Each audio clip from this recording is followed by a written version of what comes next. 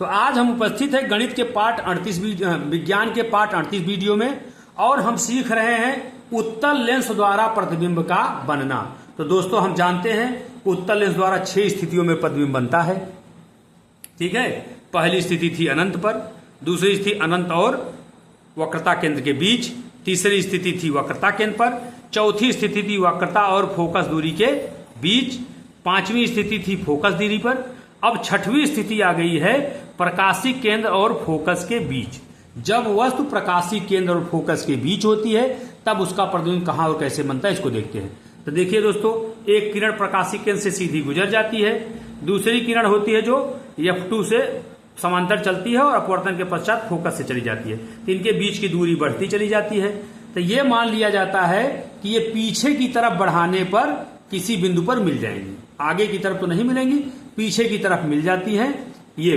तो इस AB वस्तु का प्रतिबिंब A' B' वस्तु के पीछे ही बनता है। अभी तक आप देखिएगा वस्तु के लेंस के दाईं ओर बन रहा था प्रतिबिंब, इस बार पहली बार वस्तु के पीछे बाईं ओर बन रहा है। अब प्रतिबिंब की प्रकृति क्या होती है, स्थिति क्या होती है, देखिए। तो प्रकृति आभासी और सीधा, ध्यान दीजिएगा, इसके पहले तक वास्तविक और उल्टा बन रहा था। छठी स्थिति में प्रतिबिंब आभासी और सीधा बना, वस्तु से बड़ा बना। स्थिति क्या होती है, जिस तरफ वस्तु है लेंस के उसी तरफ बिंब के पीछे, बिंब या वस्तु एक ही बात है, इसके पीछे प्रतिबिंब बनता है। तो ये आप ध्यान रखिएगा, 6 स्थितियों में लेंस द्वारा प्रतिबिंब बनना।